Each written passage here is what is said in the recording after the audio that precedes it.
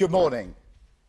Today we publish a white paper on immigration, a strategy absolutely central to my plan for change that will finally take back control of our borders and close the book on a squalid chapter for our politics, our economy and our country. Take back control. Everyone knows that slogan, and everyone knows what it meant on immigration, or at least that's what people thought. Because what followed from the previous government, starting with the people who used that slogan, was the complete opposite. Between 2019 and 2023, even as they were going round our country, telling people with a straight face that they would get immigration down, net migration quadrupled until in 2023 it reached nearly 1 million. That's about the population of Birmingham, our second largest city. That's not control, it's chaos. And look, they must answer for themselves. But I don't think that you can do something like that by accident. It was a choice made even as they told you, told the country, they were doing the opposite.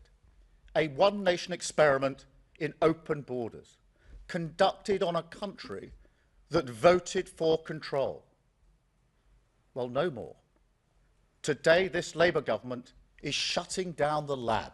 The experiment is over. We will deliver what you've asked for time and again, and we will take back control of our borders. And let me tell you why. Because I know, on a day like today, people who like politics will try to make this all about politics, about this or that strategy, targeting these voters, responding to that party. No. I'm doing this because it is right, because it is fair, and because it is what I believe in. Let me put it this way. Nations depend on rules, fair rules. Sometimes they're written down, often they're not. But either way, they give shape to our values, guide us towards our rights, of course, but also our responsibilities, the obligations we owe to each other. Now, in a diverse nation like ours, and I celebrate that, these rules become even more important. Without them, we risk becoming an island of strangers, not a nation that walks forward together.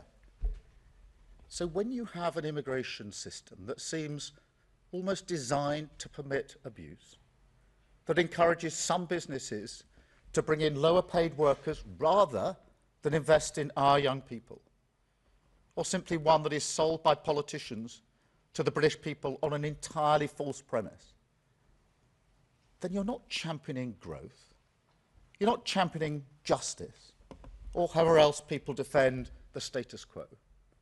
You're actually contributing to the forces that are slowly pulling our country apart. So yes, I believe in this. I believe we need to reduce immigration significantly. That's why some of the policies in this white paper go back nearly 3 years. Why I told the Labour Party conference, taking back control is a Labour argument. And why, most importantly of all, inward migration is already falling with this government. It's about fairness. And look, I mean, migration is part of Britain's national story.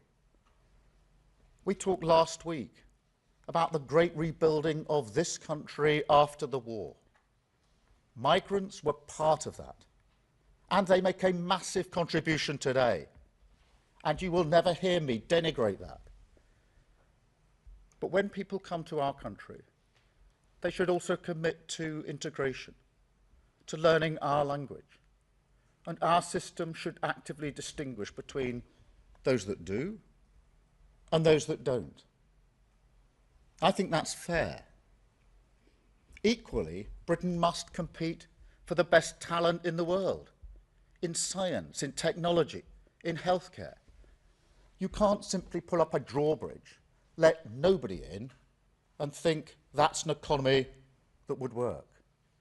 That would hurt the pay packets of working people without question. But at the same time, we do have to ask why parts of our economy seem almost addicted to importing cheap labour, rather than investing in the skills of people who are here and want a good job in their community. Sectors like engineering, where visas have rocketed while apprenticeships have plummeted. Is that fair to Britain? Is that fair to young people, weighing up their future to miss out on those apprentices? To see colleges in their community almost entirely dedicated to one-year courses for overseas students? No, I don't think that it is. And truth be told, I don't think anybody does. Yet that is the Britain this broken system has created. So as this white paper sets out, every area of the immigration system, work, family and study, will be tightened up so we have more control. Skill requirements raised to degree level. English language requirements across all routes, including for dependents. The time it takes to acquire settled status extended from 5 years to 10. And enforcement tougher than ever, because fair rules must be followed. Now, make no mistake, this plan means migration will fall. That's a promise. But I want to be very clear on this. If we do need to take further steps, if we do need to do more to release pressure on housing and our public services, then mark my words, we will. But it's not just about numbers, because the chaos of the previous government also changed the nature of immigration in this country. Fewer people who make a strong economic contribution, more who work in parts of our economy that put downward pressure on wages.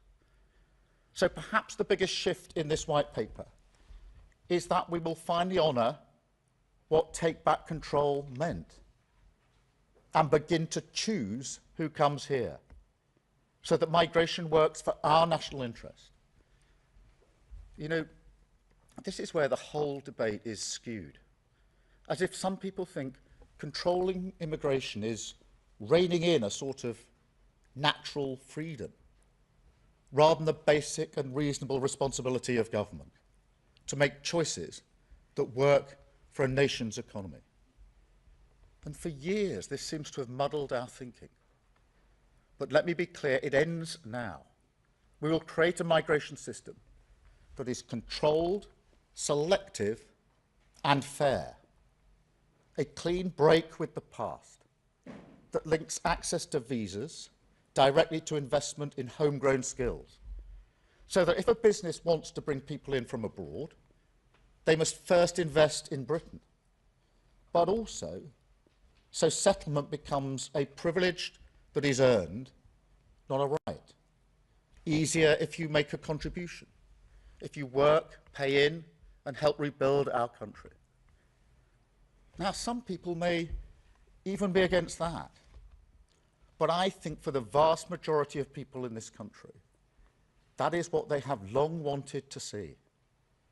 An immigration system that is fair, that works for our national interest, and that restores common sense and control to our borders. That is what this white paper will deliver. Lower net migration, higher skills, backing British workers. The start of repairing our social contract, which the chaos and cynicism of the last government did so much to undermine. Thank you. I will now take a number of questions from the media. I've got a hopefully accurate list here, starting with Chris Mason, BBC. Thank you. Chris.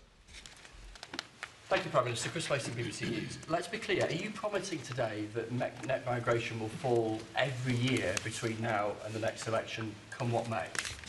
Well, I'm promising it will fall significantly, and I do want to get it down by the end of this Parliament significantly.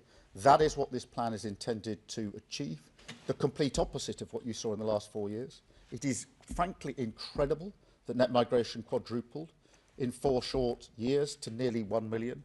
This white paper, these plans bring it back into control, make sure it's controlled, that is selective, that we decide who comes to this country, and that it is fair. And that's what we will do, significant reduction in immigration.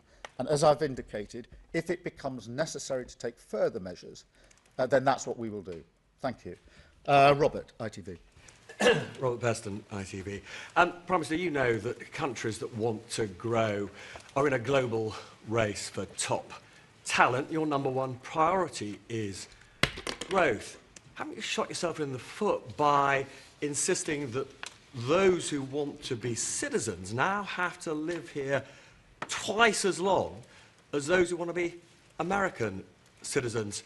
And if I may, we've just heard that there will be a 90-day massive reduction in the tariffs that China and America are imposing on each other. Are you relieved that at least temporarily they've laid down their economic arms? Well, let me take both those points, although I'm not encouraging 2 questions each, because we've got to just get through this.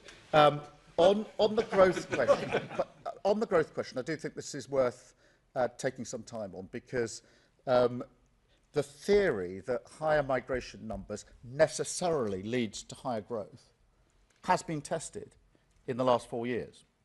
So we've had the highest net migration when the last government lost control to nearly 1 million, and stagnant growth.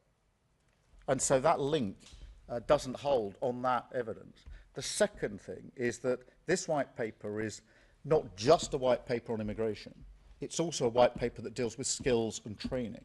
And one of the reasons that we've had stagnant growth, in my view, for years, is because we've underinvested chronically in skills and growth. So by putting skills and growth into the same plan as migration, which is something businesses have been asking for years, you actually answer the growth question as well.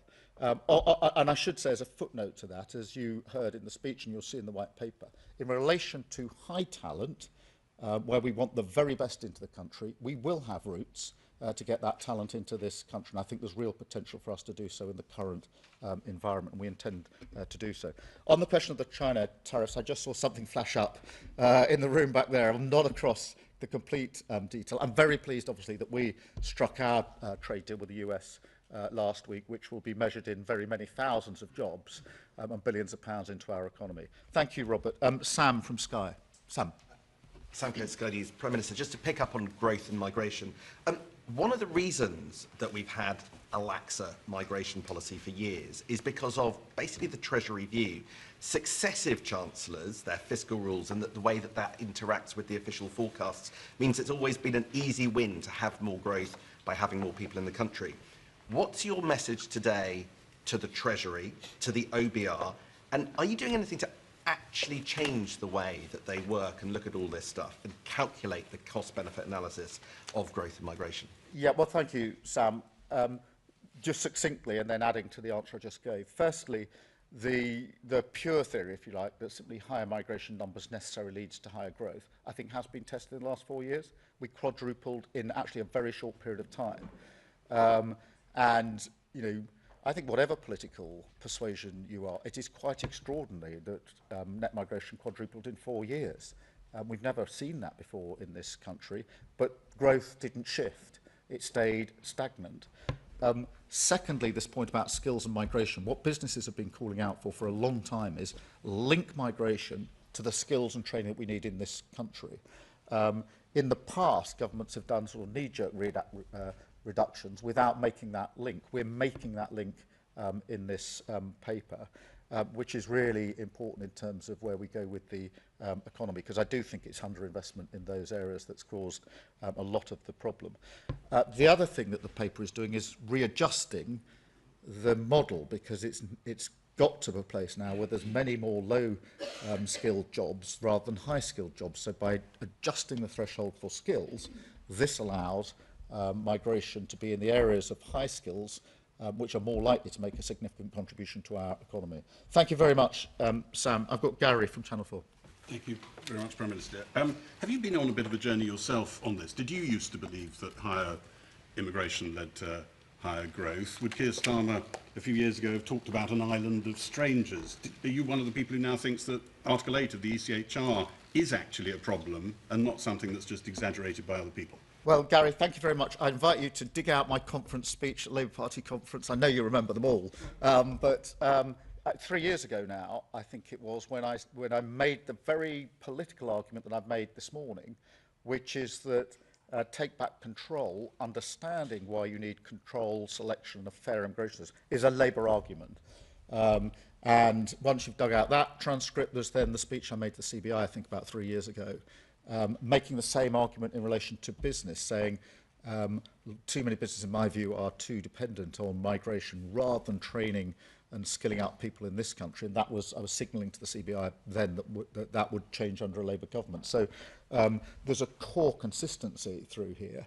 On Article 8, yeah, we do want to ensure that the right balance is made in migration cases in relation to the national interest. There's a balance set out in legislation already. That needs to be adjusted, in my view, and that's what we will do. Thank you, Gary. Chris Hope, sorry. There's a lot of Chris's. Chris Hope, GB News. Prime Minister, we've been here before, haven't we? There have been 3 Immigration Acts since 2014. The Immigration Act in 2014 and 2016 both aimed to reduce immigration. They both failed. Why on earth should GB News viewers think you're going to succeed? And why not give us a promise right now? Why give us a fixed target right now, not a promise, so we can judge you on success? The Tories at least did that, but they failed. Well, look, the difference here, this is the most comprehensive plan that has been put forward. It's been forward to end the Tory sort of open borders experiment that we have had. You're right about that. And it looks at all routes, and it's comprehensive, and it does the hard yards of linking skills and business to what we need to do with the economy. So it's not a narrow look just at the numbers. It puts them in their proper context. On the question, which we do want to significantly reduce migration, I'm absolutely making clear that's what it will do, and that if we need to go further, we will. So that's the promise I make to your viewers. I don't think it's sensible to put a hard-edged cap on it. That has been done in one form or another for the best part of 10 years by different prime ministers. The only thing that links those prime ministers and the various caps or quotas or limits they put in place is every single one of them failed. And therefore, going down the failed route is not a sensible way for me. As with everything that I do, serious, pragmatic, looking at the things that will actually make a material difference. Thank you, Chris. Jerry from The Times. Prime Minister Jerry Scott from The Times. What is your message to the 9 million inactive adults in the UK at the moment who might not think that they should take work in a care home, for example, and also to some of your Labour MPs who might be squeamish about Labour government taking a tough line on immigration? Well, firstly, let's acknowledge within that 9 million there are some people who can't work, and we need to be clear about that from the start. But there are others who can, and as we've set out in our welfare provisions, the principles are clear. Where people can't work and are unlikely to be able to work, they should be protected and supported. But where people can get into work, they should be supported. The current system does the opposite, and so we will support them into work with a £1 billion package, the right to try, and measures like that. And that if you can work, you should work. And I do think that this white paper should be seen in conjunction with what we're doing on welfare. And on squeamishness, I actually think that the Labour Party has as core values the idea that immigration should be controlled, that it should be selective. We should be choosing who we want, higher skills, the high talent routes into our country. And it must be fair. They're basic Labour arguments and concepts for many, many years. Thank you. I've got Jack from The Sun. Jack. Thank you, Prime Minister. You said just now that this is a comprehensive plan to bring down legal migration. You also said in the election you had a comprehensive plan to bring down illegal migration, and so far it seems that isn't working. Small boat crossings are going up on your watch. So why should voters think that your plan to bring down legal migration will fare any better, especially given you're considering an EU youth mobility scheme, which could actually increase it? Well, let's tackle that head on, because nobody should be getting in a small boat to cross over the channel and illegally entering this country. The last government lost control of the borders. It falls to this government to clear up that mess in the same way we're clearing up all the other messes that they left behind. I am convinced that the way to do that is to take down the gangs that are running the vile trade. And for that reason, we've drafted and put before Parliament a borders bill, which follows through on the promises I made, which is we need to give law enforcement greater powers, going down the counter-terrorism powers. The thing that distinguishes counter-terrorism from other law enforcement is you can take action earlier. You can be preemptive. You can operate in a completely different way. That's why we've gone for a package that allows law enforcement to get in much earlier. That is going through Parliament. Who is voting against that? The Tories, who caused the problem in the first place. Thank you, Jack. Martin from the Daily Mail. Martin. Prime Minister Martin Beckford from the Daily Mail. Gary asked if you've been on a journey on net migration. Similarly, you talked about tough enforcement. One of today's measures is for foreign nationals convicted of any offence to be considered for deportation. Yet just 5 years ago, you signed a letter calling for the halt to a deportation flight that contained, amongst others, 2 people convicted of rape and 3 of GBH.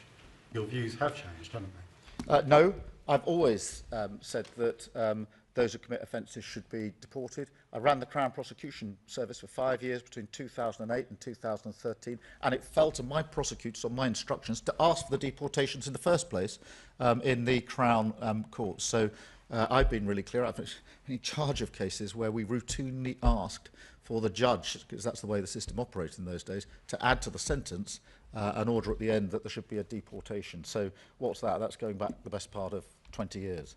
Thank you very much. And I've got Michael from the Daily Express. Thank you, Michael. Does going further mean disentangling ourselves from the ECHR and disapplying human rights laws in immigration cases? No, I don't think that is necessary. I also remind myself that the international agreements we've signed have given us the basis for the deals that we've struck on illegal migration. So the Home Secretary has moved fast, working with other countries, to put in place materially improved deals with other countries in relation to migration. That would not have been possible if we had been saying at the same time we're about to withdraw from our international obligations. I could give you many more examples than that, but you can't strike those deals with other countries to work more closely together on law enforcement to smash the gangs, and to work on returns agreements, which is what we want to do, if in the next breath you're saying you don't believe in international law. If you do, you can strike the deals. If you don't, you can't. And one of the features of the last government is they struggled to strike these deals because other countries said, if you don't comply with international law, why should we write and agree an international agreement with you, which to me is plain common sense. Thank you very much. Thank you.